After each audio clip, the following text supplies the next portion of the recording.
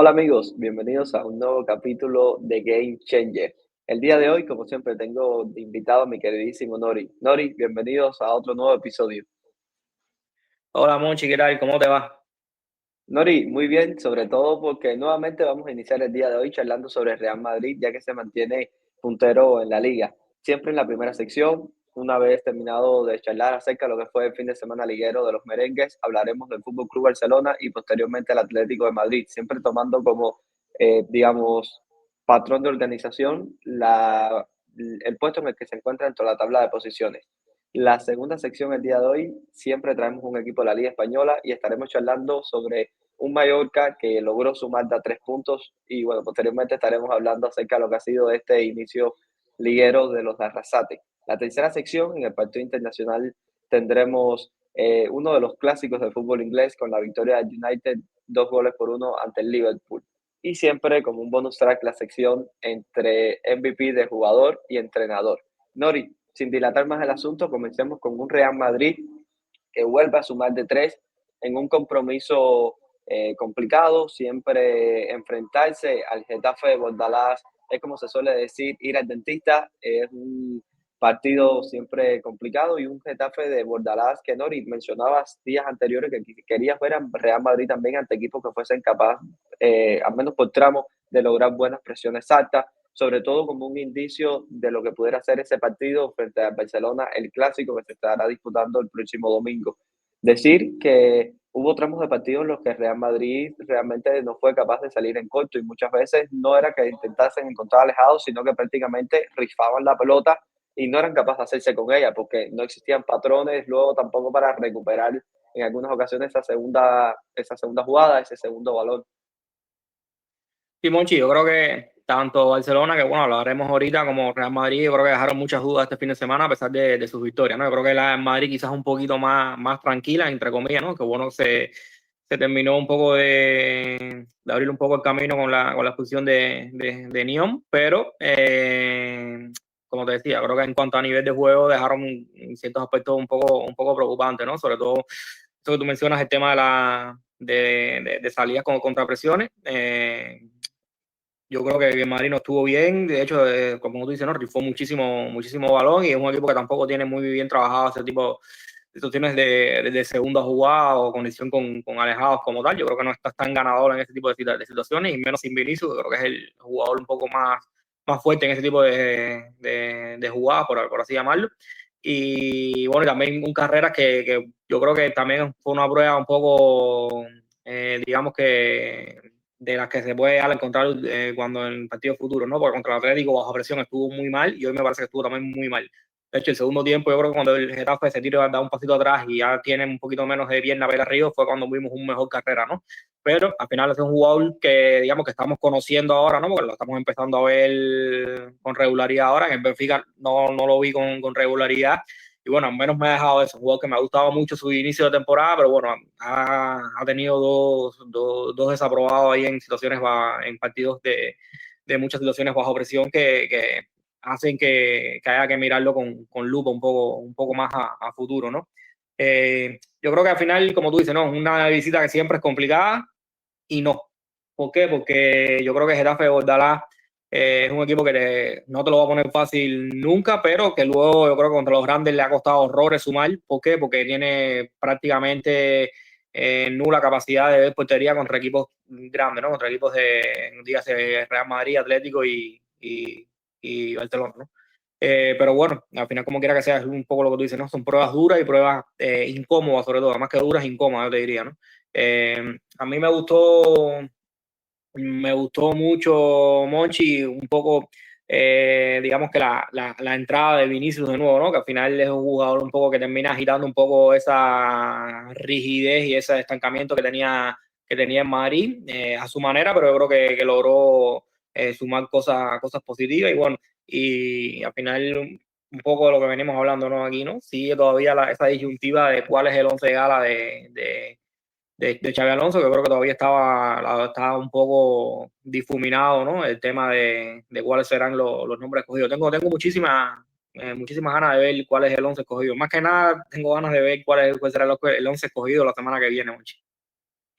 por más que también el plan de partido al final represente a lo largo de la semana digamos, se le dediquen bastantes horas, horas de entrenamiento, horas también desde lo que es el apartado de entrenadores y staff, analizando rivales y demás. Luego también lo que son las decisiones a pie de campo son realmente muy complicadas y el partido prácticamente termina definiéndose ahí. La entrada de Vinicius y podemos decir la reacción de Bordalás para intentar un poco también enfrentarse al partido. Yo creo que el partido se termina entendiendo desde ahí, desde el inicio.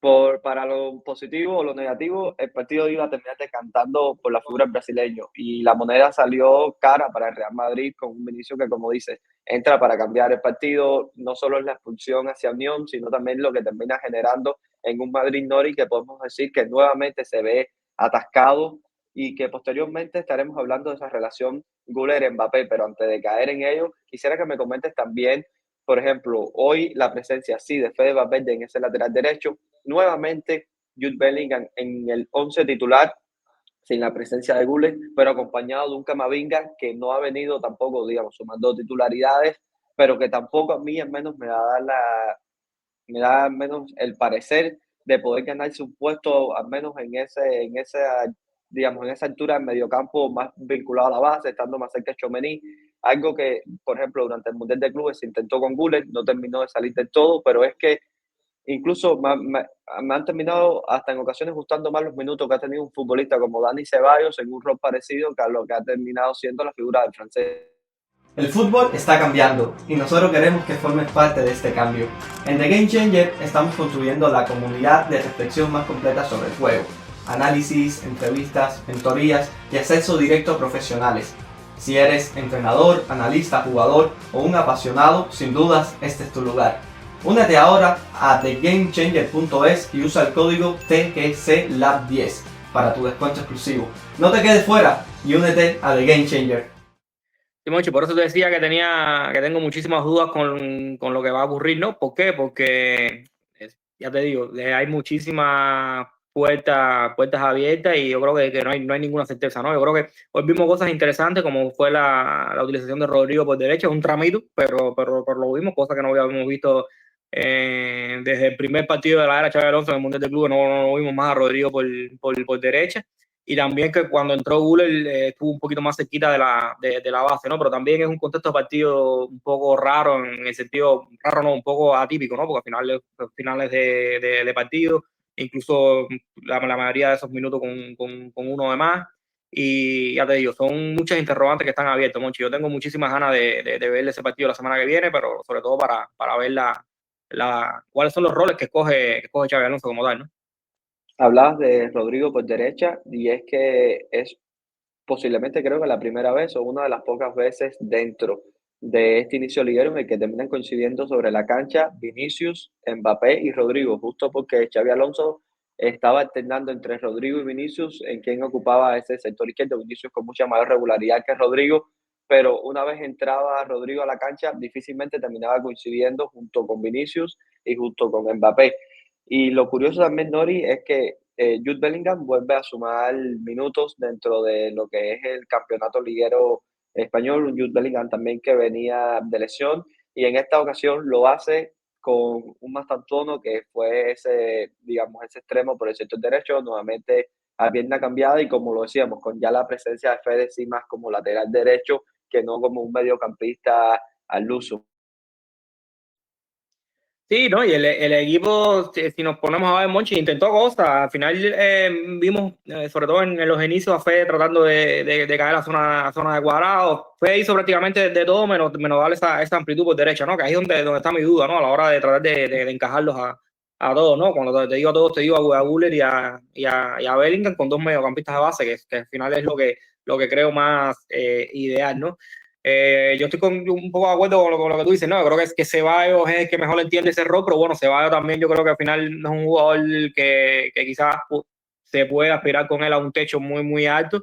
Y ya te digo, son decisiones muy difíciles. Yo creo que la semana que viene se la va a jugar con Güler en la base, sobre todo porque yo creo que al final tener a los laterales derechos lesionados le permite un Valverde como lateral derecho y no tener que sacrificar una pieza, ¿no? Yo creo que ahí se le abre un espacio como tal. A mí personalmente, como te dije, no me gusta Guller en la base, simplemente porque yo creo que necesita estar más cerca de Mbappé, mientras más cerca de Mbappé esté mejor, y tampoco como que me parece que sea un jugador que con capacidad organizativa como tal, ¿no? Y salir bajo presiones. Yo creo que es un gran acelerador, un grandísimo, uno de los mejores y que tiene un último pase brutal. Yo creo que esas son sus virtudes, pero son virtudes que coinciden, por ejemplo, con las mismas virtudes de Bellingham, e incluso los efectos también yo creo que coinciden bastante, ¿no? No en forma, pero sí un poco en el fondo, ¿no? Entonces al final en Madrid como que termina teniendo sobrepoblación de jugadores para una zona y le falta piezas para otras, ¿no? Al menos piezas de alto nivel, ¿no? Que es lo que venimos hablando. Son, como te decía, son relaciones que se tienen que ir formando, que se tienen que ir fomentando, pero yo creo que sin ningún tipo de duda, ninguna llegada esa de Guller con Mbappé, ¿no? Entonces, ahí tengo mi disyuntiva, ¿no? El tema de cómo puedes potenciar a Guller sin sacarlo mucho de la zona donde está influyendo, ¿no? Entonces, ya te digo, son decisiones que se vienen complicadas. A mí, como lo hablamos en su momento, ¿no? A mí, digamos que la idea que se imaginó Xabi Alonso en su cabeza para el derbi contra el Atlético, a mí no me pareció desacertada, pero luego tenía ese problemita del lateral derecho dando amplitud. Y al final yo creo que el equipo no le vino bien ese tipo de dibujo, de diseño como tal, ¿no? Hoy intentó muchísimas cosas a Xabi Alonso, pero es que yo creo que no acaba de encontrar la fórmula exacta, esa que al menos le dé naturalidad a todas sus piezas y que a la vez logre la estabilidad que tanto busca Xabi Alonso en su modelo de juego, ¿no? Yo creo que la estabilidad la está logrando, pero esa naturalidad no es la que no termina de llegar del todo, ¿no? Entonces, vamos a ver, ¿sabes? Como quiera que sea, es un modelo que lleva tiempo, que necesita tiempo para poder llegar al punto que quiere Xabi Alonso, pero al final los jugadores son lo que son y las características de los jugadores son lo que son. Pueden existir reconversiones llevadas por entrenadores que quizás no la vemos a simple vista, pero de momento no hemos visto ese atisbo de que estas cosas pueden ocurrir dentro del Madrid, ¿no? Así que nada, veremos. Yo un poco también a nivel de humor hoy comentaba en mi cuenta de Twitter como que la relación Mbappé y Güler terminaba siendo mayor que esa ocupación en ataques posicionales, digamos, de esa ocupación en los 5 carriles y demás, un poco a modo de humor, sobre todo porque parece que es algo que viene siendo un tanto, digamos, innegociable esa idea de Xabi Alonso de atacar en área contraria, de optar por esas secuencias de ataques posicionales y demás. Pero lo cierto es que nuevamente el partido se vuelve a destrabar mediante esta relación. Y lo real es que en estos primeros partidos, una de las pocas certezas que, tal como comentabas, que puede tener Xabi Alonso, es justo la relación que ha emergido entre el jugador turco y el jugador francés. Es verdad, es un contexto de partido con un jugador menos por parte de Getafe, pero es que el pase que se termina inventando Gullet, Mbappé se inventa también digamos, ese desmarque que llega a esa zona de remate porque existe un Gullet cercano a él. Situación que quizás otros jugadores por zonas cercanas no son capaces mínimamente ni de generarle, y por ende los desmarques también de Mbappé, quien es una bestia en este tipo de apartados, no terminan siendo del todo peligrosos, que cuando el lanzador no termina siendo Arda Güler, Nori. Sí, Moncha, al final es que el fútbol es esto, el fútbol es esto, el fútbol son sociedades, el fútbol son relaciones que se van formando y que escapan de cualquier ocupación de espacio y cualquier otro, digamos que tema táctico como tal, ¿no? Al final es una cosa, digamos que natural, de sinergia que está ocurriendo entre Mbappé y Güler y que se conocen a la perfección.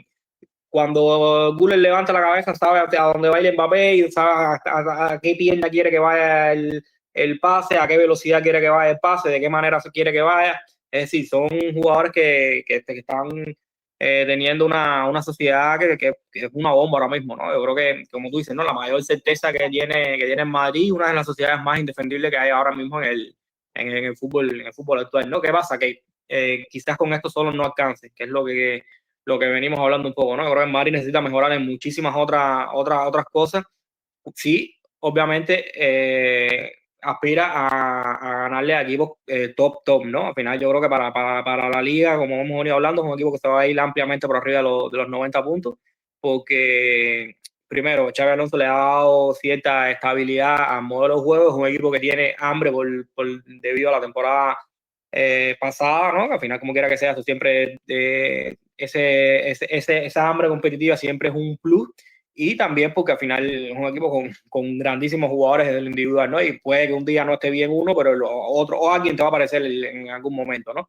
Y como te digo, es un equipo con un suelo muy alto, pero yo creo que con eso no alcanza. Yo creo que debe aspirar a más, sobre todo para lo que es la exigencia de Real Madrid. Incluso después de testear los primeros días de los primeros 2, 3 encuentros de este Real Madrid de Xabi Alonso, comentábamos justo acá en el podcast de que Xabi Alonso nos demostraba que quería construir su proyecto también alrededor de la figura de Mbappé. Un Mbappé como centro de proyecto, y ya creo que tras las fechas que hemos visto, ya a mitad de octubre, entrando ya, digamos, acercándonos un poco más a lo que puede llegar a ser esa primera mitad de temporada, podemos ver un Mbappé que pese a también llevar, creo que son ya 11 encuentros marcando formas consecutivas, realmente desaforado de cara al gol, con unos registros impresionantes, da la sensación de que Madrid no solo se encuentra a nivel de juego, sino de que necesita más que esos goles de Mbappé. Mbappé, por su parte, está haciendo muchos goles, pero no es capaz de hacerle transmitir al equipo de que se sientan, digamos, un equipo con mucha más dinámica, un mejor equipo. En el apartado individual, si miramos propiamente la figura de Mbappé, pudiéramos decir que su inicio de temporada ha sido fenomenal, pero cuando miramos el fútbol, justo como decías, a nivel de relaciones, de sociedades, hay que ver también y valorar la temporada de Mbappé en función a qué tan positivo haya sido la idea de Xabi Alonso de tenerlo como eje del proyecto, porque al final su fútbol va a haber que mirarlo más allá de sus fronteras como jugador y como ser individual. No, y probablemente sean procesos naturales que caigan por su propio peso, ¿no? Yo creo que al final, yo creo que Xabi Alonso construye de esa manera porque entiende quizás que no hay otra manera de construir, ¿no? Lo que luego, como siempre hemos hablado aquí un poco, ¿no? Hay que ver hasta qué punto sale rentable todo esto, ¿no? Yo creo que, como te decía, para la liga va sobradísimo, pero no sé hasta qué punto salga rentable contra grandes rivales. Yo creo que es un Madrid, al menos en estos 2 primeros meses de competición, que es muchísimo más parecido a lo que era el PSG de cuando estaba Mbappé que a cualquier otro Madrid, ¿no? Quizás incluso te diría que al Leverkusen de Xabi Alonso, ¿no? Ya luego podemos entrar en otros temas de piezas, otro tipo de jugadores, necesidades del equipo, pero al final yo creo que construir alrededor de Mbappé tiene sus pros y sus contras. Quizás no, quizás luego termine explotando y termine encajando todas las piezas. Y Mbappé, digamos que tenga una evolución en cuanto a lo que es sentido colectivo, por estar rodeado de mejores jugadores, porque Xabi Alonso al fin fue un entrenador que dio con la tecla con este tema de que venimos hablando de Mbappé, pero de momento en estos 2 primeros meses de competencia yo creo que no se ha visto eso, ¿no? Se ha visto un grandísimo Mbappé, nivel de los 2 mejores jugadores del mundo ahora mismo, para mí, junto con Kane. Pero en cuanto a lo colectivo, yo creo que el Madrid se está quedando lejos de lo que aspira, ¿no? Obviamente, es difícil hablar de esto cuando un equipo que va líder, que prácticamente ha perdido un solo partido en la temporada, nos ha dejado más puntos por el camino, pero es que en realidad el nivel de juego está haciendo lo que está haciendo, ¿no? Incluso es un equipo que, salvo el partido que en Champions de la segunda jornada, le cuesta golear incluso, ¿no? Son partidos que sobre todo se han venido ganando un poco con eso de que se llama, ¿no? Que se dice, ¿no? De cuchillo entre los dientes, y algunos mejores que otros, algunos más tranquilos que otros, pero no ha mostrado la solvencia que todo el madridismo está esperando, ¿no? Que todo digamos que todo lo que puede aspirar un equipo como es el Madrid. Incluso puede llegar hasta ser hasta impopular, porque cuando miras la tabla de posiciones, ves la temporada a nivel de registro de Kylian Mbappé, cómo termina, digamos, influyendo en el juego a nivel de highlights, de un regate, de un shoot desde fuera del área, de un cambio de frente, pero luego cuando ves más allá, y bueno, los resultados hasta el día de hoy han sido los que han sido. Un equipo que sobre todo a nivel de juego no ha sido capaz de dar pasos hacia adelante, tal como veníamos comentando en los últimos episodios. Otro equipo que a nivel de juego Nori no termina de reengancharse es el Fútbol Club Barcelona. Semana antes de clásico y como decías al inicio, ambos equipos llegan con bastantes dudas. Los clásicos son partidos aparte y quizás podemos ver picos de rendimiento por parte de ambos por la concentración con la que salen los jugadores al partido, con lo que representa el partido que te obliga a dar también ese extra. Pero así es, lo cierto es que en una jornada anterior al clásico, o sea, las expectativas son también por ver qué son capaces de dar ambos, porque el Fútbol Club Barcelona es capaz de rescatar una victoria prácticamente en la última acción de partido con un gol de Araujo frente al Girona, pero lo cierto es que fue un equipo que daba la sensación de que no era capaz tampoco de reengancharse consigo mismo, un equipo también, hay que decirlo, con algunas bajas. Rafinha sigue sin aparecer, no pudo estar la presencia de Ferran, incluso Araujo termina jugando como 9, pero es un equipo todavía, Nori, con pocas certezas también. Sí, Monchi, es un equipo que va muy de corto muy corto de pies arriba, perdón. Y yo creo que el Barcelona se explica desde la agresividad que pueda tener arriba, desde la capacidad de ruptura, de coordinar rupturas que pueda tener arriba, desde la profundidad ofensiva. Los equipos de Flick, el Bayern de Múnich, se explicaba desde la profundidad ofensiva y el Barcelona se explica también desde la profundidad ofensiva. Obviamente hay muchísimas cosas más detrás, pero es un equipo que si no tiene esa capacidad de ir al espacio, le cuesta muchísimo. ¿Por qué? Porque vive eso, vive esa agresividad, vive esos movimientos coordinados, vive de lo que se genera tras esos movimientos coordinados. Y al equipo le costó. Yo creo que el primer tiempo, sobre todo los 15 primeros 20 minutos, está moviendo el balón a alta velocidad, pero sin amenazas. ¿Por qué? Porque tiene muy poquita ruptura. Pedri se encuentra o nos regala un golazo, prácticamente se lo inventa un poco de la nada, pero luego el equipo se empezó a caer. ¿Por qué? Porque no. Yo creo que no eran minutos estables, ¿no? No eran minutos que tenían un respaldo en el juego detrás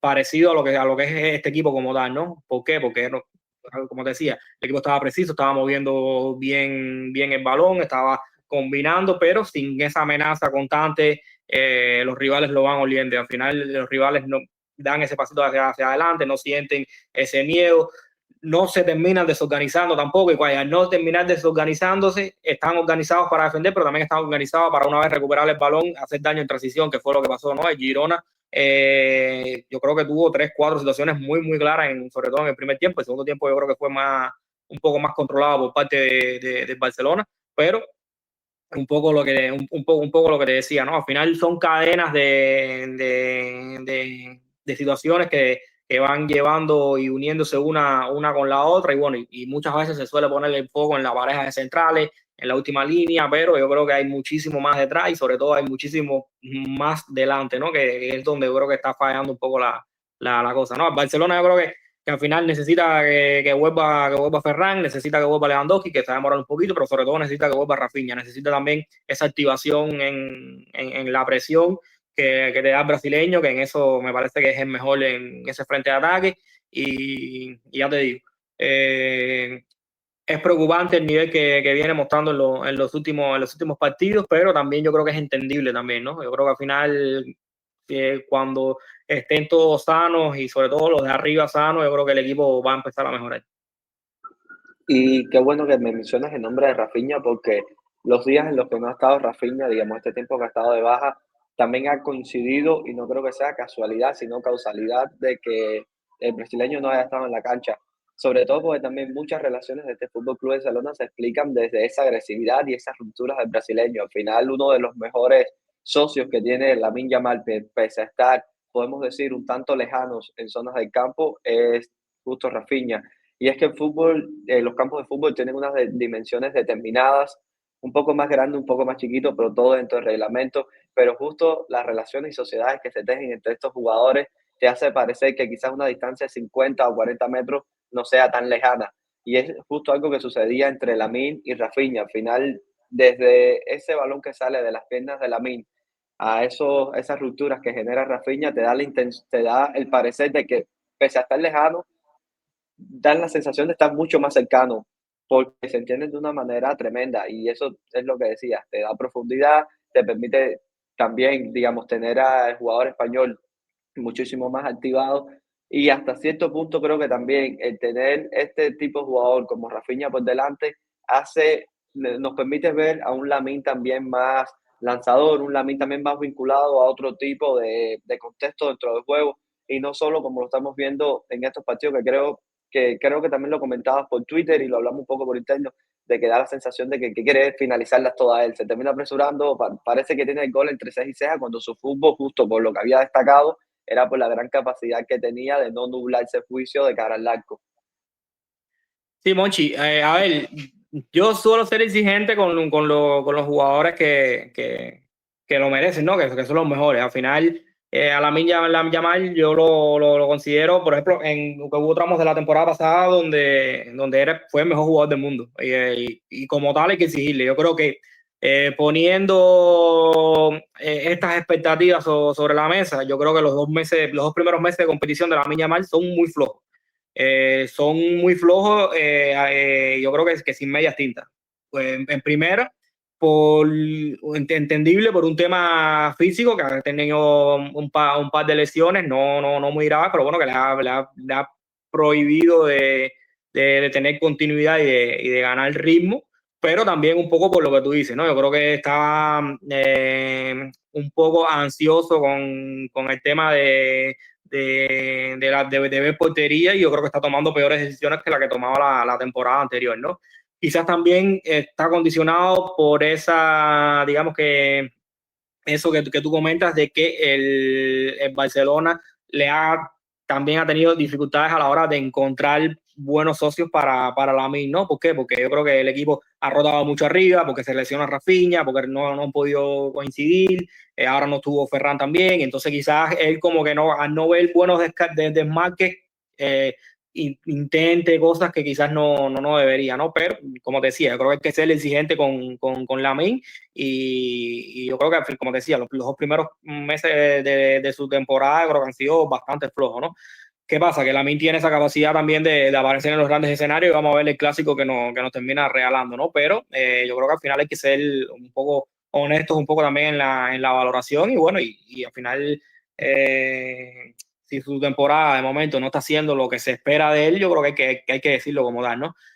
Luego, un poco sumado con lo que tú dices, ¿no? Al final el fútbol también tiene mucho de relaciones, y por ello, Lamine este año tiene peores sociedades cercanas, ¿no? Porque, como te decía, ¿no? Por el tema de lesiones arriba, y bueno, y por el tema de que Koundé en la derecha tampoco ha estado, digamos que a un nivel tan sólido como estuvo la temporada anterior, ¿no? Pero vamos a ver, te digo, Barcelona tiene un reto muy bonito, y sobre todo de esos que quizás puedan sacarlo de la mala dinámica como tal, ¿no? Yo creo que el equipo no llega bien al clásico, pero si a Flick le da a coger, hubiese preferido llegar en otro momento, ¿no? Llegar en mejor dinámica, pero la buena noticia para el Barcelona, digamos, es que ha demostrado anteriormente darle ese techo alto que, por ejemplo, en Madrid Xabi Alonso no lo ha demostrado, ¿no? Es decir, en esta temporada lo ha demostrado muy poquito, pero al menos lo ha demostrado, y bueno, y tiene la capacidad de hacer lo que hizo la temporada anterior, ¿no? Así que nada, partido, partido bonito para ver, pero bueno, sobre todo yo creo que vamos a llegar con muchísimas interrogantes. Y si el fútbol también, que se explica desde las sociedades, por ejemplo, cuando juega Rashford y no termina jugando Rafinha, da la sensación de que justo las distancias entre Rashford y Rafinha son mucho más amplias de las que pueden llegar a existir, disculpa, entre Rashford y Lamine, que las que pueden llegar a existir entre esa sociedad Rafinha-Lamine, que Rashford también tiende a pisar mucho más carril exterior de lo que lo hace Rafinha, que es una especie más de segundo punta, pero esos desmarques Lamine no lo ve.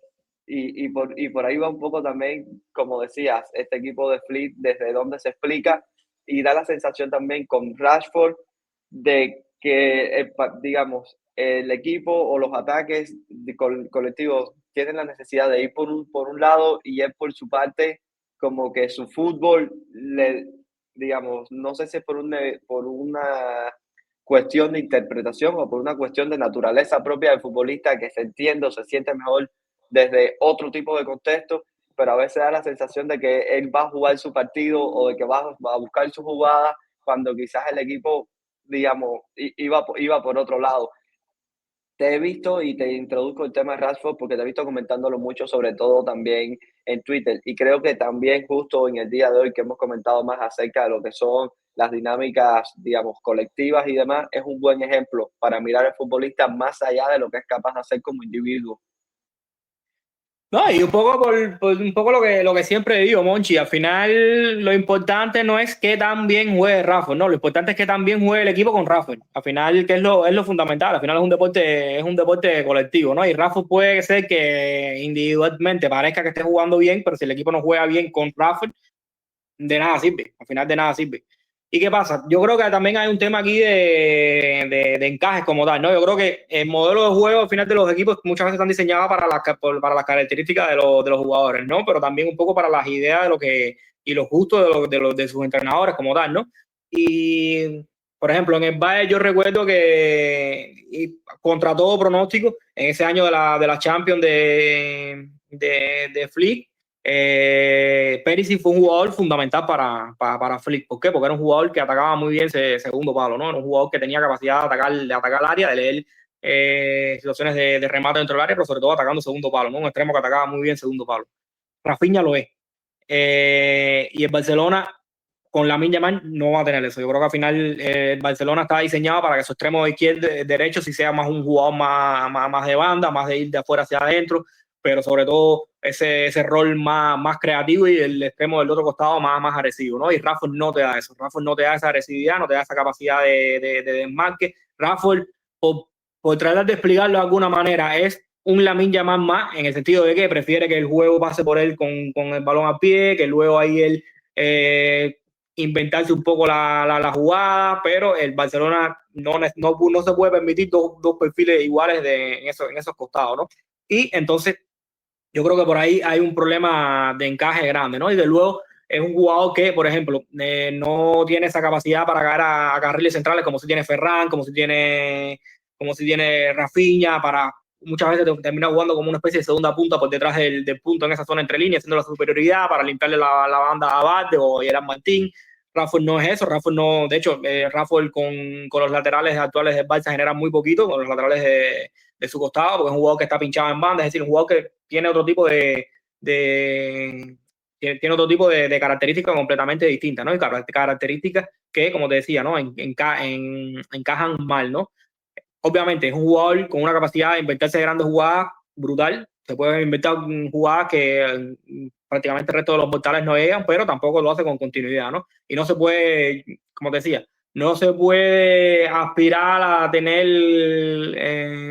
digamos que grandes cifras, por así llamarlo, teniendo pocos recursos a la hora de buscar portería, ¿no? Y sobre todo en un contexto de liga o de Fútbol Club Barcelona, donde se suele ser equipos dominantes, equipos que tienen muchísima posesión, que suelen hundir a los rivales y por ende vas a encontrar menos espacio, ¿no? Entonces, Ramford sin espacio también es un jugador que sufre mucho, ¿no? Entonces, como te decía, el tema encajes ahí yo creo que hay muchísimo que mejorar. Es un fichaje que había que hacer, pero bueno, de momento yo creo que es un jugador que, como he dicho otras veces, ¿no? Para mí es quinto atacante para rotaciones, para contextos específicos y para ser ese revulsivo un día que las cosas no funcionen y que te pueda sacar un gol como el que marcó contra el Newcastle, por ejemplo, ¿no?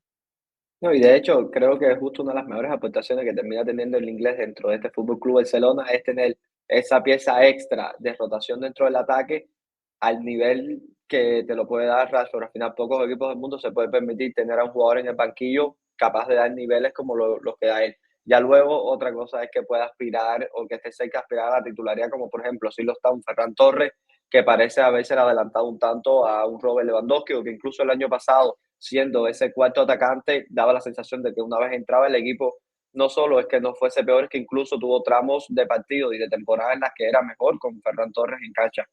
Y Nori, quiero también relacionarlo un poco con otro de los detalles interesantes del partido, ya para ir finalizando nuestro Fútbol Club Barcelona, que fue la presencia de un Frankie de Jong, pero en otro rol, en otra altura del medio campo, pero que al menos a mí su partido en contextos generales, sabiendo que desde el apartado podemos decir táctico, era uno de los que se encontraba, entre comillas, más expuesto debido a lo que se encuentra en su día a día, y a mí me parece que termina realizando un buen partido, más allá de la acción de la asistencia, me recordó por tramos a ese Frankie de Jong que creo que llegó a utilizar Quique Setién, pero sobre todo que lográbamos ver con Koeman en esas alturas del medio campo, más cercano en muchas ocasiones realizar movimientos entre los intervalos de las líneas defensivas rivales, o sea, en ese tercer escalón del medio campo, y sobre todo quiero que comentes acerca de este partido y que me termines analizando lo que fue la figura del holandés, no solo por un tema específico que al final termina siendo el que más de lado tiene que dejar, por así decirlo, ese ego, al final el que más se termina desvinculando de lo que venía siendo en su naturaleza como jugador o la continuidad que ha tenido dentro del proyecto de Flick, que también creo que sirve para hacernos demostrar de que Flick sí cree en este Pedri como jugador de base de forma determinante. Sí, Monchi, un poco lo que te decía, el equipo va muy corto de piezas arriba, entonces tiene que reinventar y cambiar cosas, ¿no? Yo creo que al final también un poco esa inteligencia táctica que tienen los jugadores de ir entendiendo también las necesidades del equipo, ¿no? Yo creo que al final dentro del 4-3-3 que planteó, porque fue más un 4-3-3 que otra cosa, que planteó Flick, contaba con la particularidad de que Lamine es un extremo que sobre todo le gusta recibir al pie, que Rafael le pone interés a las rupturas, pero tampoco las huele mucho, y que al final el chico este que jugó, Tony Fernández, es un jugador prácticamente también de venir a recibir, ¿no? Creo que prácticamente el Barcelona no tenía rupturas, ¿no? Entonces Frenkie empezó a entender un poco esto y fue el jugador que, como decía, que mejor entendió el partido y que más, sobre todo, más tuvo capacidad de estirar y lanzar esos movimientos que, si bien no eran para hacer un benefactor directo, pues era para que alguien liberara un espacio y que alguien recibiera en mejores condiciones, ¿no? Yo creo que el equipo agradeció muchísimo este tipo de lectura del holandés, y al final a mí me gustó mucho su partido, ¿no? Al final, como tú dices, un contexto un poco raro, un poco extraño para él, o menos que sales un poco de lo que venía jugando anteriormente, pero que yo creo que lo conoce, ¿no? Y que no le va mal del todo, ¿no? No es su mejor rol, pero Frenkie es capaz de hacer muchísimas cosas bien en muchísimas zonas del campo, ¿no? Y también digamos que este rol un poquito más agresivo también estuvo combinado con sus características habituales, ¿no? De tener seguridad con balón, de no perderla nunca, y al final yo creo que hizo un partido muy, muy bueno y que se coronó obviamente con la asistencia final, paradójicamente no, que al final de manera bastante ilustrativa, ¿no? Mejor dicho, con una ruptura sobre última línea y con un centro atrás. Y para que llegue también ese pase para un Araujo que si es capaz de, a nivel de confianza, reengancharse tras este gol, también vendría muy bien para este Fútbol Club Barcelona, que bueno, al final Araujo termina devorando el área rival, colocándose prácticamente como 9. Y lo curioso es que días anteriores al partido habían puesto un video del uruguayo en un entrenamiento haciendo una situación de gol igual, o sea, que creo que viene un poco para redondear su semana en este buen sentido. Nori, también un equipo que ya su dinámica ha venido cambiando hacia positivo ha sido el Atlético de Madrid. Recordar que se va al parón de selecciones tras aquella expulsión del inglés, con mejor fútbol que resultado, pudiéramos decir, en esta última jornada, pero ya en esta última logran vencer 1-0 a los Asuna. A mí me parece que nuevamente podemos hablar de un partido en sentido general bastante positivo para el Atlético de Madrid de Simeone, pero que sobre todo creo que lo mejor que se puede llevar a casa es que Thiago Almada haya entrado al partido de la forma en la que entra, pero sobre todo también que haya logrado marcar el gol. Y quisiera comenzar por aquí, por Thiago Almada, antes de luego caer en lo que fue el partido específico, porque al final Julián Álvarez es un mejor jugador y todo lo que se pueda construir en este Atlético de Madrid alrededor de Julián Álvarez será muy bueno.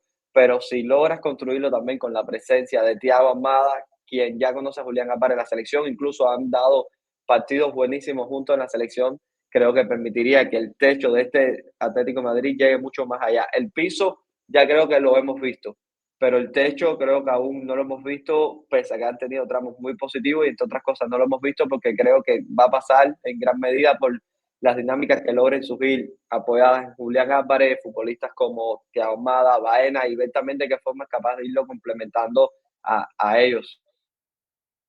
Sí, Monchi, Simeone necesita recuperar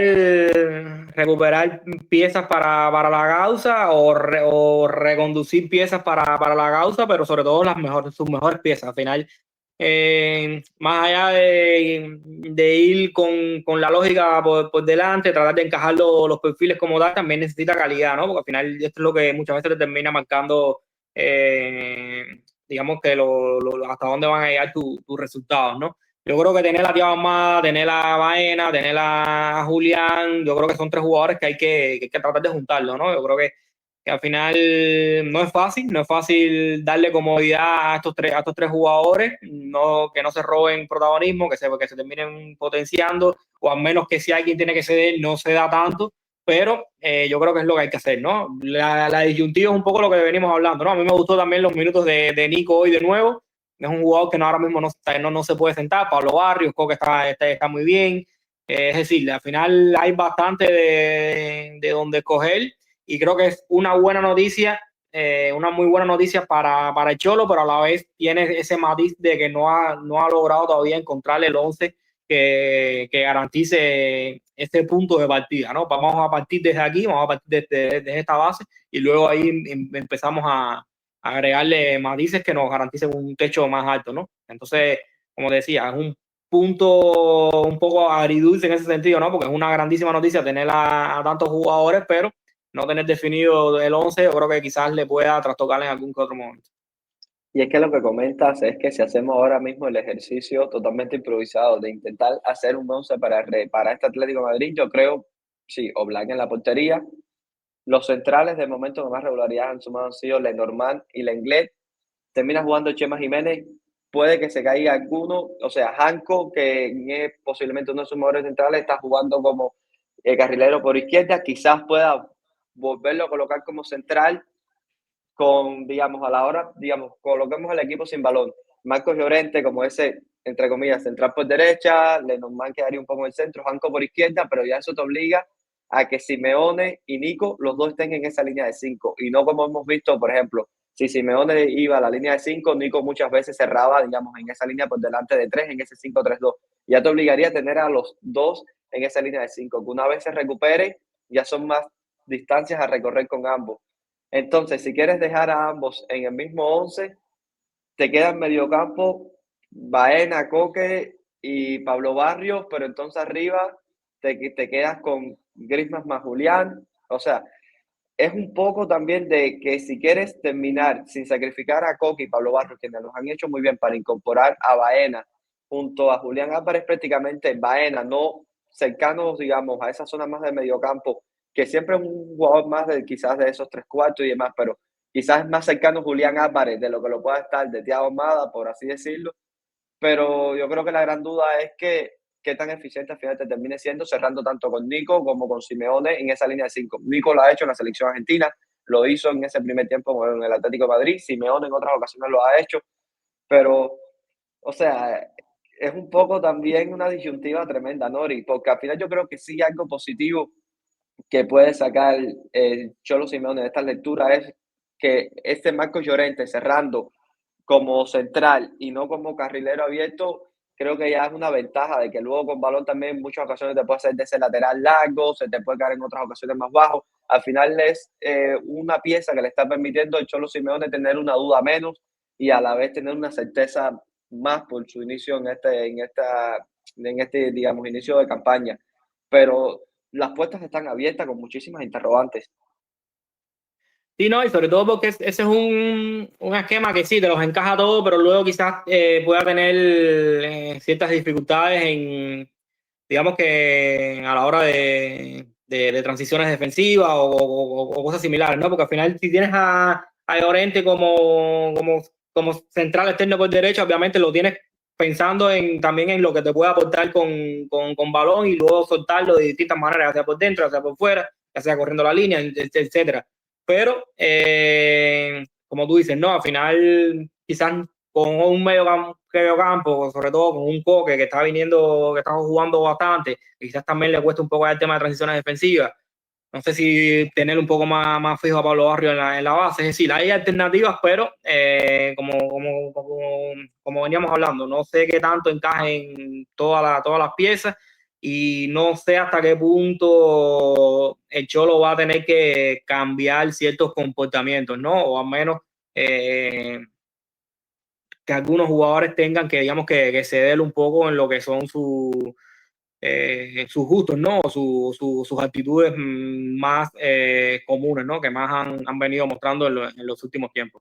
No sé, Mochi, como te decía, yo creo que al final es un equipo que yo le tengo mucha fe, porque creo que tiene piezas con la que construirse, con la que llegar a un nivel muy alto. Te ha dado partidos de un nivel muy alto, te lo dio contra el Madrid, te lo dio contra el Eintracht Frankfurt. Yo siempre me quedo con eso, ¿no? Siempre lo digo, ¿no? Al final, si han sido capaces de darlo en ciertos momentos, creo que son capaces de volver a repetirlo. No es fácil, ¿no? Porque al final es lo más difícil, ¿no? Tratar de lograr esa continuidad en el tiempo, pero bueno, esa continuidad yo creo que muchas veces termina o se da cuando tienes estabilidad dentro del 11, estabilidad dentro de los roles, estabilidad dentro del modelo de juego, y el Atlético no tiene eso, ¿no? Yo creo que el Atlético tiene mucho digamos que también ahí está un poco impregnado esa consigna del partido a partido, pero bueno, no sé hasta qué punto sea funcional con una plantilla que por diseño puede aspirar a construirse de una manera muy rica, la verdad. Y es que cuando hablabas también de las transiciones, por ejemplo, justo lo que te da tener a Janko acompañado de otros dos centrales es que casi siempre termina cerrando con esos, digamos, tres jugadores en esa última línea. Janko al final cuando tiene balón, digamos, es una especie más lateral, que es un tanto más abierto, pero te permite tener esa pieza extra. En este partido frente a los Asuna vimos Marcos Llorente con llegadas a frontal de área y chutando. Otra acción en la que llega a frontal de área y termina inventándose un pase para, creo que es Julián Álvarez que hace la diagonal atacando espalda de primer central y chuta, o sea, generando acciones de peligro. Frente al Liverpool también vimos como Marcos Llorente también termina sumando gol. O sea, al final es un futbolista que en la parte con balón, a la hora de atacar, está siendo una pieza bastante interesante y que sobre todo está, pudiéramos decir, un tanto enrachada, está en dinámica positiva dentro de digamos, lo que es este apartado. Y digamos, si Hanco juega, entra a ser ya uno de esos centrales, porque termina sacando uno de los centrales para no ir a sacar uno de los jugadores en una línea posterior. ¿Cómo, justo como decías, cómo el equipo se te puede quedar hasta cierto punto estructurado de una forma que no se termine rompiendo mucho, sobre todo si termina soltando a Nico por un sector, Juliano por el otro? Y al menos yo, algo que me llama muchísimo la atención de este equipo y que me ha gustado muchísimo con el propio Coque, no solo en lo que ha sido capaz de, digamos, realizar con balón, en las posiciones a la hora de sumar pases y demás, es que sin balón también en ese 5-3-2, cuando, digamos, el rival eh, envía pases hacia esa primera altura exterior, que en muchas ocasiones no va, digamos, el delantero, sino ese mediocampista, podemos decir, exterior en esa línea de tres.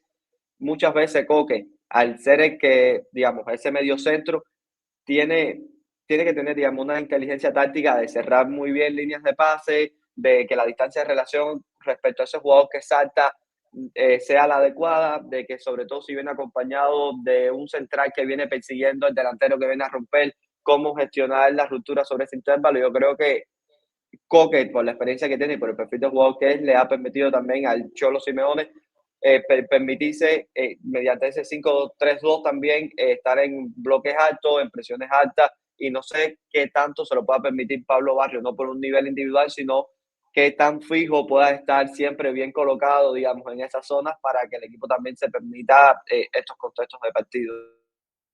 No, sí, Monchi, además que yo creo que la mejor versión de Pablo Barrios también cuando tiene libertad para soltarse, ¿no? Porque es un jugador con un físico espectacular, pero bueno, que también tiene muchísima capacidad con balón y capacidad para hacerte daño también desde sus movimientos, ¿no? Desde su movilidad.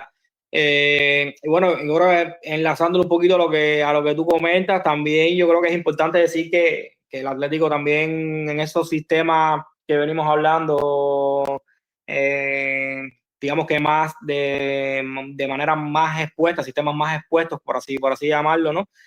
Tampoco es que tenga los centrales más fiables a campo abierto en situaciones de inferioridad, ¿no? O al menos en situaciones de defensa de transiciones, ¿no? ¿Por qué? Porque yo creo que Jiménez no es eso. Jiménez nunca lo ha sido y ahora regresando de lesión probablemente tampoco lo sea, obviamente.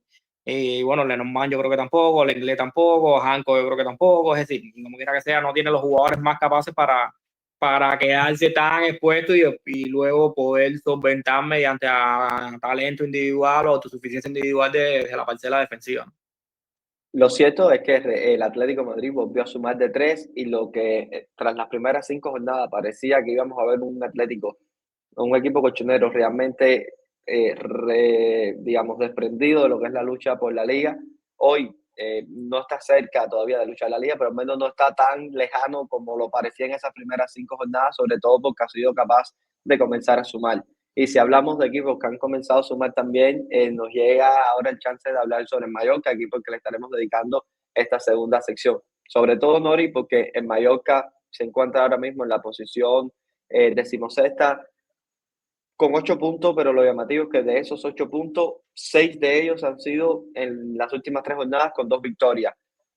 Es decir, un equipo que venía de unas dinámicas muy negativas, pero que ya en las últimas 3 jornadas ha sido capaz de sumar de a 6 y al menos le ha permitido salir de esas posiciones de descenso. Sí, Monchi, a ver, yo creo que también es un equipo que ha tenido, digamos que temas, no institucionales, pero sí temas de vestuario que quizás le han podido arrasar un poco lo que es el tema de esa gestión grupal como tal, que es tan importante para todos los entrenadores, ¿no? Yo creo que Arrasate ha tenido que lidiar con algunos aspectos que él no hubiese querido, ¿no? El tema de Antonio Sánchez, el tema de Maffeo a principio de temporada, es decir, son situaciones que fueron bastante complejas y obviamente eso siempre termina afectando lo que es la calidad del grupo como tal, ¿no? Y al final esto es un deporte colectivo y esa es una parte fundamental, una parte que no vemos, que no es tangible, pero que es fundamental para que los resultados se den, ¿no? Yo creo que el equipo en las últimas jornadas, como tú dices, ¿no? Ha ido mejorando y sobre todo yo creo que también que también algo que ha hecho Arrasate es que le ha dado estabilidad un poco a lo que es su once inicial, no más allá de que no estaban teniendo buenas actuaciones como tal, ¿no? Yo creo que Arrasate confió un poco en lo que tenía, tras tocando alguna que otra cosita, pero siguió dándole importancia obviamente a Muriqui, que es su caballo ganador, por así decirlo. Logró estabilidad en el centro del campo con Morlane, con Samu Costa, con Dardel, por supuesto. Y también yo creo que ha tenido sobre todo yo creo que en este último partido, por ejemplo, la irrupción de Jan Vigil, que me parece un jugador muy interesante, que venía del Mundial Sub-20 con muchísima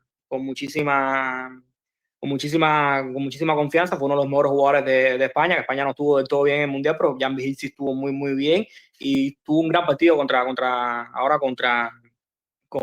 Sevilla, ¿no? Yo creo que al final quizás esas piezas que le pueden llegar a faltarle al equipo, lo puede redondear, por ejemplo, este joven jugador, ya que Pablo Torres no ha estado del todo bien en este inicio de temporada. Es decir, al final son jugadores que vienen, digamos que a introducirse dentro de la base que tan valientemente mantuvo a Arrasate, ¿no? Y me parece que esto sí fue un acierto, más allá de que quizás lo que pedía la situación desde afuera, ¿no? Lo que lo veíamos de afuera, que es que removiera un poco más el árbol y que intentara modificar cosas, ¿no? Pero Arrasate siguió confiando al menos en lo que fue su columna vertebral, ¿no? A esos jugadores le sumo, por supuesto, Raillo en el centro de la saga, pero nada, yo creo que al final tocó lo que tenía que tocar, el tema de Johan Mojica, que estaba a un nivel muy bajo, y yo creo que había que no era sostenible tenerlo dentro del 11. Yo creo que en el lateral derecho digamos que ahí tiene una dificultad grande. A mí no me gustó el partido de Maffeo, yo creo que Morey, creo que se llama el chico que jugaba anteriormente, tampoco creo que ¿sabes? Creo que es buen jugador, pero a nivel defensivo creo que ambos ahora mismo no están bien. Maffeo siempre ha sido más fiable, pero bueno, el gol de Vargas este fin de semana para mí se lo termina pagando completamente, ¿no? Y al final es un jugador que desde el principio de temporada tuvo también ese problema extra deportivo, por así llamarlo, ¿no? Y entonces, como quiera que sea, tiene un poco de trabajo más Arrasate con esa saga, ¿no? Porque hay niveles, como te decía, bajos, el tema de Mojica, el tema de los laterales sobre todo, y entonces es complicado, pero nada.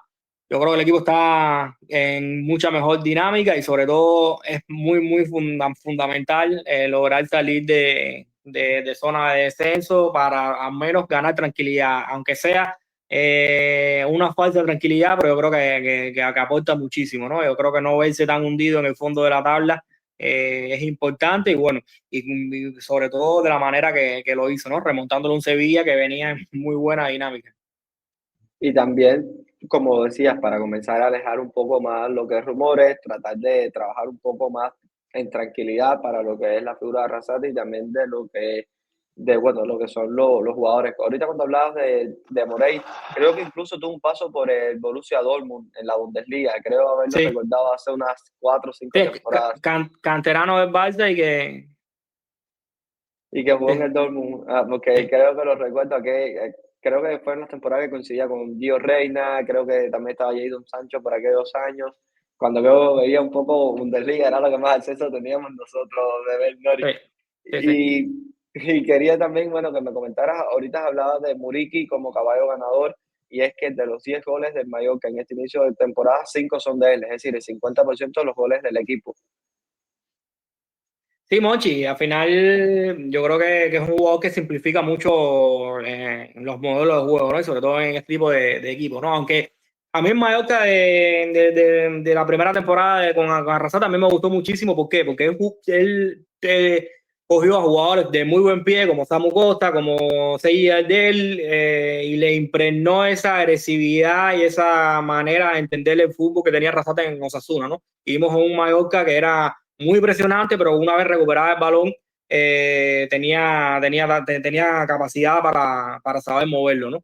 ¿Qué pasa? Que yo creo que al final esto quizás no es sostenible, digamos que durante muchísimo tiempo, porque al final quizás ese de lo que más le gusta es el otro tipo de fútbol. Ahora está jugando Manu Morlane, que también es un poquito más de lo mismo. Samu Costa sí tiene, yo creo que esas características de irle mucho al duelo y cosas así, pero al final da igual un poco la manera que tú escojas. Al final, si tienes a Muriqui arriba, yo creo que te va a facilitar muchísimas cosas, porque es un jugador que te va a ganar prácticamente todas las jugadas de juego directo, te va a saber aguantar el balón, te lo va a descargar, te va a poner de cara a los mediocampistas, luego dentro del área se mueve como poco. Es un jugador que en lo suyo es muy bestia.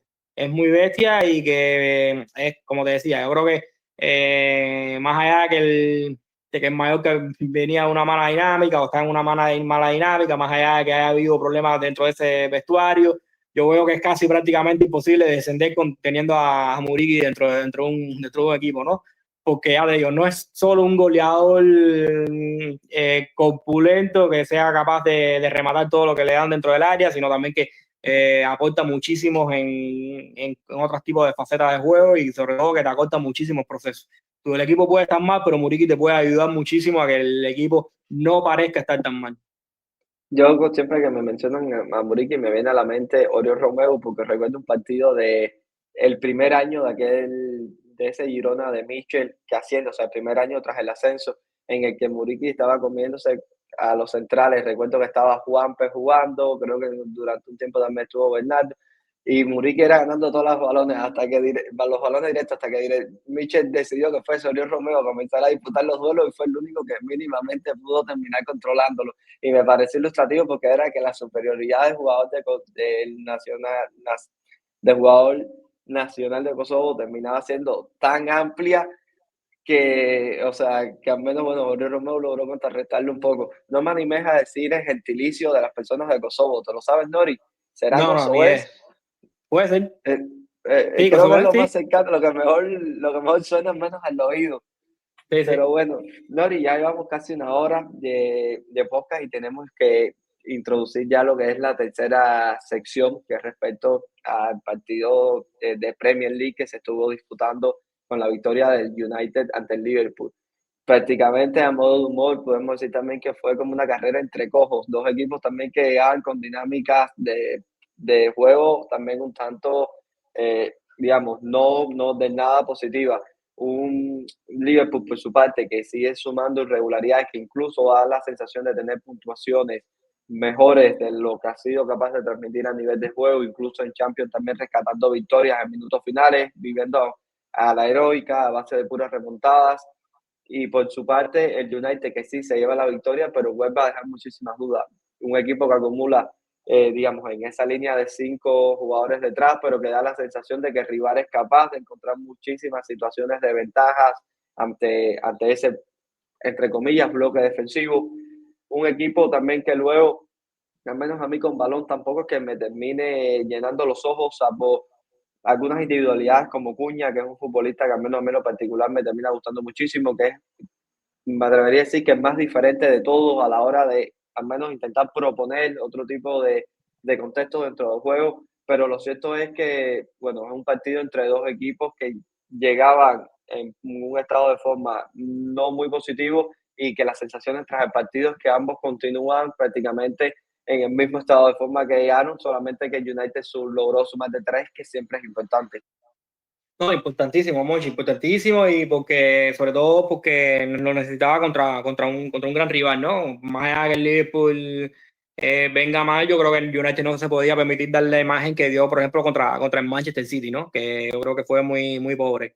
A mí me gustó, sobre todo, digamos que podemos decir valentía o tosudez, como queramos llamarlo, de Rubén Amorín, de seguir con la misma idea, y dentro de esa valentía, tosudez, yo creo que el que mejor está evolucionando, entendiendo un poco lo que quiere Amorín, yo creo que es Bruno Fernández como integrante de ese doble pivote, ¿no? Sobre todo en cuanto a, digamos que a tareas de lanzar al espacio y de contragolpe, ¿no? Es un equipo que sobre todo para este tipo de escenario contra rivales como el Liverpool, que en teoría ellos van a dominarlo. Yo creo que ahí sí me parece interesante lo que puede aportar el Bruno Fernández, ¿no? Quizás contra otro tipo de equipos más débiles, que se le terminen se le terminen escondiendo un poco más, viviendo un poquito más en bloque bajo, y ahí sí se requiere un poco más de gestión de los tiempos por parte de Bruno, ahí sí no le da, ¿no? Pero para este tipo de juegos tan, digamos que locos, ¿no? Por así llamarlo, ¿no? Tan divertidos, de ida y vuelta completamente, ahí yo creo que Bruno sí se puede aprovechar de esa posición un poquito más abajo y tratar de recibir, intervenir más en el juego, ¿no? Y mientras más interviene, más posibilidades de lanzar tiene, ¿no? Si hoy nos ponemos a ver el partido, prácticamente el United, sobre todo Bruno, no se enfocaba en tratar de darle pausa al juego, ¿no? Ni tratar de gestionar estas situaciones, ¿no? Prácticamente era defensa posicional, tratar de robar y tratar de ir arriba, ¿no? Tratar de apretar luego sin balón en la presión, pero esa gestión de pases en el mediocampo prácticamente no se daba, ¿no? Cuando repetían 4 o 5 pases era buscando atraer y para seguir lanzando, ¿no? Yo creo que también el partido estuvo marcado por ese gol tan tempranero de Mbeumo, como quiera que sea, termina trastocando un poco las dinámicas que se podían haber dado dentro del partido. Pero me quedo un poco con lo que tú dices, ¿no? Yo creo que al final, más allá de la victoria de United, dejó muchas dudas, yo creo, en lo que es la defensa posicional. Yo creo que el Liverpool generó bastante y sin hacer demasiado por parte de sus posiciones. Y bueno, me quedo con la parte positiva, que al menos el United también generó. Y también generó desde, digamos que, desde su plan, no desde unas casualidades que se suelen dar muchas veces dentro de las victorias de United, ¿no? Yo creo que malo que bueno, fue un equipo al menos reconocible hoy dentro del campo, ¿no? ¿Qué pasa? ¿Es trasladable esto a otro tipo de rivales, a rivales que se le encierren un poquito más, rivales con otro tipo de propuestas? No lo sé. De momento no lo hemos visto, ¿no? Pero bueno, quiero ser positivo al menos con lo poquito que pude ver hoy de United. Y sobre todo que también a este United, el que Bruno Fernández sea capaz de incorporarse, digamos, en esa altura del campo, le permite también gestionar de otra forma, digamos, dentro de esos 3 puestos, Mount, Cuña, Mbeumo, la figura de Sesco, tener en el banco a otro jugador como Circe, digamos, te permite también... sí, perdón, sobre todo yo creo que no, a Acuña no, le viene muy bien porque como que tiene más libertades para recibir en ese frente de ataque, ya que no tiene un Bruno que absorbe muchísimo balón. y sobre todo, al menos a mí, no sé qué sensaciones Nori, porque seguro lo recuerdas muchísimo más de su paso por el Atlético, por el Wolverhampton, pero a mí me gustaría ver a Acuña más cercano, digamos, en Mbeumo, pero digamos, con un delantero que sea mucho más referencia. Me gustaría ver a Acuña, la relación que pueda llegar a tejerse con un 9 más 9, digamos, por así decirlo, porque es que me gusta muchísimo siempre que el balón pasa por él, lo que termina gestionando, y es lo que dices, el que Bruno también no está ahí le permite tener, digamos, ese rol más creativo, tener muchísimo más volumen de juego, que al final, bueno, el brasileño tiene un nivel buenísimo. A mí al menos en lo particular me termina gustando muchísimo siempre los minutos que le he visto. Curioso, me parece también que por parte del Liverpool, y que esto sí no habla bien del Manchester United, es que pese a que el Liverpool tampoco estaba del todo fino, le logra generar varias ocasiones de peligro, incluso Gakpo termina enviando como 2 balones al poste, termina perdiéndose luego otra clara en una acción de centro lateral, pero con un Salah que no está aportando prácticamente nada, entre comillas, a lo que son las dinámicas del equipo, con un McAllister que a mí, en lo particular, hoy me hubiese gustado verlo un poco más abajo, porque siento que el Liverpool no era capaz de, desde esas primeras alturas, lograr ventaja. Lo cierto es que cada balón que le llegaba a McAllister, incluso hay una secuencia de unos 15, 20 minutos en los que prácticamente le llegan 3, 4 balones, y desde su intervención el equipo terminaba finalizando la acción con un apoyo, con un giro, con una activación al extremo. O sea, necesitó muy poco para terminar haciendo daño, y no creo que haya sido un partido extremadamente espectacular de McAllister, sino de que al final el propio United le permitía, digamos, este tipo de ventajas que se terminasen generando. Que también me termina resultando curioso el por qué Slot no termina apostando antes por darle entrada a un Florian Wirtz, digamos, en esa zona, y justo terminar colocando a McAllister digamos, en esa primera altura, quizás, no sé, retrocediendo a Szoboszlai, colocando cerca de Gravenberch, sacando el holandés de campo, pero buscar otro tipo de dinámica, y sobre todo porque, por ejemplo, con un Salah a los niveles que había estado Salah en las últimas temporadas, muchas veces también esa conexión Van Dijk, Salah, cuando no existía esos escalones intermedios, te permitía menos llegar a sentarte en campo rival y generar este tipo de contexto. Pero ya esta conexión no se está dando, sobre todo porque Salah, o al menos no se está dando con las amenazas que representaba temporadas anteriores, porque Salah no está dando un nivel cercano al nivel que ha dado en otras temporadas. Disculpa que me has extendido tanto, Nori. En función, me he ido tocando varias puertas, a ver si recuerdas un poco para charlar sobre esto. No, está perfecto, está perfecto. No, a ver, Monchi, a ver, los entrenadores son los que más información tienen y son los que más controlan por qué toman las decisiones, ¿no? A mí, por ejemplo, me resultó súper raro la elección que hace Amorín con el tema de sus carrileros, ¿no? Con Diallo a pierna cambiada y Dalot a pierna cambiada. Yo entiendo lo que te puede dar, sobre todo Diallo a pierna cambiada, pero me parece antinatural completo tener a Diallo y a Mbeumo por ese costado, ¿no? Y aparte que, perdón, a Diallo y a Mbeumo por el costado derecho, ¿no? Y a Dalot por el otro costado a pierna cambiada junto con Mason Mount, ¿no? Entonces, sí, para correr está muy bien, pero no sé hasta qué punto también le puede afectar en el tema defensivo, ¿no? Yo creo que Cody Gakpo, por ejemplo, se aprovechó muchísimo de esto en ese costado, ¿no? El tema de perfiles, cómo perfilarse, al final son jugadores que quizás están un poco incómodos en ese sentido. Incluso en el segundo tiempo, cuando entra Doku, que se llama, que empieza todo el mundo a como acomodarse en su sitio, yo creo que el United estuvo un poquito más tranquilo dentro de la intranquilidad y el caos que fue el partido, porque al final yo creo que el partido no dio tregua en ningún momento, ¿no? Y en cuanto al Liverpool, yo creo que te digo esto porque creo que también tampoco termino de entender un poco de todo lo que viene haciendo Arne Slot digamos que con sus decisiones como tal, ¿no? Yo entiendo que Florian Wirtz no esté a buen nivel, pero es que al final es un jugador por el que invertiste muchísimo. Aparte es un jugador que ha demostrado con creces que es un jugador diferencial. Yo, como te decía un poco, al final la utilización de McAllister prácticamente como atacante intervino muy poquito en el juego, entonces yo creo que al final ahí le terminas limitando al argentino por completo, ¿no? Y además,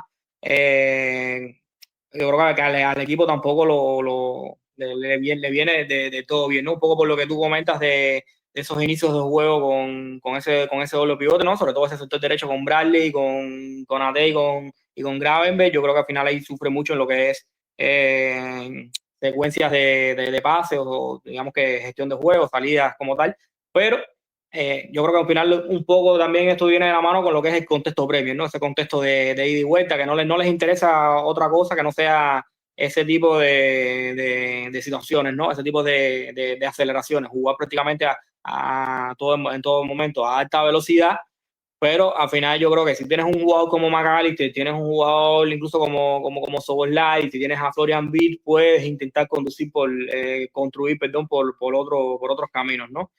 No lo ha buscado hacer el slot, ha intentado seguir un poco la dinámica de lo que son los equipos de la Premier, ese rock and roll que tanto le gusta a Anfield, pero la realidad es que si intenta construirlo, intenta ir por esa autopista tan rápido, tienes que ser eficiente, tienes que ser muy preciso y no puedes permitirte un nivel tan bajo de Salah, no puedes permitirte un comienzo de temporada un poco flojo de Alexander Isak y bueno, un Cody Gakpo que sí, que tiene capacidad para ver portería, pero también es un poco irregular en ese sentido, ¿no? Entonces, yo creo que el Liverpool, aparte que tiene problemas de juego, tiene problemas también digamos que de coordinar lo que es planes de partido con las características de sus jugadores y para cómo está teniendo problemas a nivel individual, sobre todo arriba. Ignori, enlazando lo que comentabas acerca de la construcción de este equipo y los problemas que está teniendo arriba, algo que no hemos visto, al menos en estos inicios, ha sido la presencia de Isa junto a Ekiti, que al final ha terminado optando por uno o por el otro. No sé si la palabra es inflexible, pero no hemos visto a un Arne Slot flexible en algunas tomadas de decisiones. Sí, Monchi, porque primero, yo creo que al final Salah tiene demasiado puesto en este equipo y al final ya tener a Salah junto con ellos dos ya se complica un poco el tema, sobre todo en el tema de transiciones defensivas. De hecho, tuvo un ratico en este partido y yo creo que al final el equipo va a sufrir sí o sí con tanta por arriba. Porque Salah ya no está para dar esos recorridos defensivos, Cody Gakpo por el otro costado lo intenta, pero tampoco es el más aplicado en ese tipo de situaciones y al final los delanteros son delanteros, entonces el equipo se queda muy partido en situaciones o se quedó muy partido en situaciones y por eso yo creo que no ha invertido de todo el slot en ese sentido, ¿no? ¿Por qué? Porque para invertir tiene la figura de Salah como extremo por derecha que parece intocable y ya tendría que cambiar el dibujo completamente. Yo creo que el equipo pide a grito eso, sobre todo con este nivel de Legicio, pero no se ha atrevido y dudo que se termine de atrever, ¿no? Y además, porque también yo creo que son muchos años, digamos que jugando de una manera, digamos que similar, por así llamarlo, sobre todo teniendo a la figura de Alexander, perdón, de Mohamed Salah como eje de juego y es un proceso que yo creo que el equipo lo puede agradecer en un futuro porque Salah no va a ser eterno, pero que quizás en ese tramo de readaptación el equipo se confunda aún más de lo que está ahora, ¿no? Entonces quizás no se termina de animar el lot, ¿no? Quizás prefiere esperar por una recuperación del Egicio porque se vuelva a reenganchar un buen nivel antes de invertir en otro tipo de situaciones, ¿no? Pero yo creo que la plantilla ha cambiado muchísimo en las últimas 2, 3 temporadas, tiene jugadores que son de características muy marcadas y que, no sé, como te decía, yo eché mucho en falta un mediocampo con McAllister y Zola y en el doble pivote y con Florian Vile en la media punta, ¿no? Es decir, un medio campo que fuera un medio campo, no que fuera una zona de tránsito solamente, un medio campo que tuviera capacidad de tener el balón, de acumular pases, de jugar a un toque, jugar a dos toques, jugar a tres toques, aguantar el balón, darle sentido al juego, darle ritmo. Es decir, eso no lo vimos, ¿no? Solo simplemente vimos un mediocampo que fue prácticamente una zona de tránsito y el partido, como te decía, fue un ida y vuelta donde el United se siente cómodo jugando al ida y vuelta. El Liverpool no es que se sienta incómodo, pero yo creo que sobre todo en cuanto a niveles de equilibrio, de estar equilibrado y como tal, yo creo que ahí sufre bastante el Liverpool. Y es que también para este Liverpool poderse permitir la presencia de Isaac y Ekitike junto a Florian Wirtz, pudiéramos llamar en ese vértice inferior del triángulo, creo que la única forma un tanto natural desde la que se logre justo retirando a Salah del 11 y digamos para la entrada de, por ejemplo, un futbolista como Frimpong, que al final puede ser un carrilero, que te da esa banda larga, pero es lo que decías, qué tan dispuesto va a estar el técnico holandés en sacrificar pues todo lo que representa la figura del egipcio. Nori, ya para ir cerrando la charla, el bonus track que siempre traemos acerca de los MVP de la jornada, jugador y entrenador. Yo por mi parte decirte que el MVP de jugador que traigo el día de hoy es la figura de Marcos Llorente, un poco parecido a lo que veníamos comentando anteriormente. Decido elegirlo porque sobre todo creo que es un futbolista que le está permitiendo dar certezas a el Cholo Simeone dentro del 11, quien se ha terminado redactando también dentro de esa línea de 5, por así decirlo, como central externo, también luego con balón, como es capaz, ya decía, con esas rentas sueltas tanto desde carriles más interiores, desde la amplitud, desde llegar a línea de fondo con ruptura, desde llegar a frontal del área, y me parece que terminando generando 2, 3 situaciones de peligro cuando el partido aún estaba 0-0, ocasiones que una sale con una muy buena tajada del portero rival y luego otra con una casi asistencia para Julián Álvarez. Pero sobre todo me quiero quedar con eso, el cómo le está permitiendo también al Cholo Simeone encajar futbolistas como Juliano Simeone, el propio Nico González, el tener a Griezmann cerca de Julián, y creo que muchas de estas licencias que está teniendo el Cholo Simeone a la hora de probar se están permitiendo gracias a Marcos Llorente, y que creo también que es un tanto en forma de agradecimiento por el nivel que ha estado regalando en este inicio de campaña. ¿Qué jugador terminas eligiendo como MVP de esta semana liguera, Nori? Bueno, tenía en mente escoger a Mateo Joseph del Mallorca porque, bueno, fue clave en la remontada, porque entró desde el banquillo, terminó marcando doblete, pero bueno, ya voy a hacer adelantarte por aquí en mi entrenador, no te voy a escoger a Mateo Joseph del Mallorca, ¿por qué? Porque voy a escoger al entrenador del Mallorca, a Iago Arrasata, que hablamos de él hoy, porque yo creo que salvó un match ball importante, y sobre todo de la manera que lo hizo, ¿no? Lo hizo remontando ante un Sevilla y sobre todo cambiando el partido desde su cambio, ¿no? Desde su lectura de lo que venía ocurriendo en el partido, ¿no? Y como jugador, yo como la semana pasada o la antes pasada, no recuerdo, escogí también por lo espectacular del momento, creo que fue a Pau López. Ahora te voy a escoger a Ronald Araujo por esa imagen final del partido de Montjuic, cuando prácticamente el empate estaba firmado y terminó atacando con esa voracidad la zona de remate para el 2-1. Y bueno, creo que esa imagen bastante icónica de la semana, y obviamente me voy a quedar con Ronald Araujo.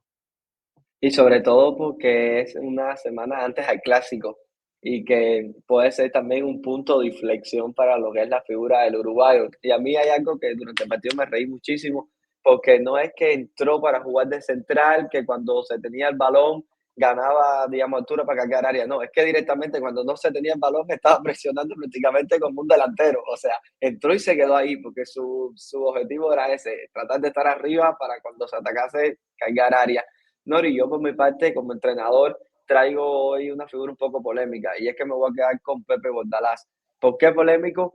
Porque al final, cuando hablamos de que el partido se termina decidiendo con esa entrada de Vinicius, la contrarrespuesta, digamos, la respuesta que da Pepe Bordalás a a esa entrada de Vinicius es a Nyon, quizás por las características también del partido, de cómo son los equipos. Bordalás quizás entendió que Nyon por ese sector podía terminar impacientando un poco al brasileño y por ahí podía terminar decantándose un poco el juego, pero lo cierto es que terminó sucediendo totalmente al revés. Y justo esa decisión termina penalizando un Getafe que se queda con un jugador menos, un Getafe que tras esa decisión también termina perdiendo el partido y termina en la cancha con 9 jugadores, pero me parecería injusto tirar al caño prácticamente 80 minutos en los que Getafe estuvo bastante cerca de sacarle un empate al Real Madrid y sobre todo creo que este MVP de la semana se lo quiero dar no solo por, digamos, por lo cerca que pudo haber llegado a estar a nivel de resultados en el partido, también por lo que fue capaz de mostrar desde esa presión, sino porque al final un equipo que da la sensación de que cada año se debilita más,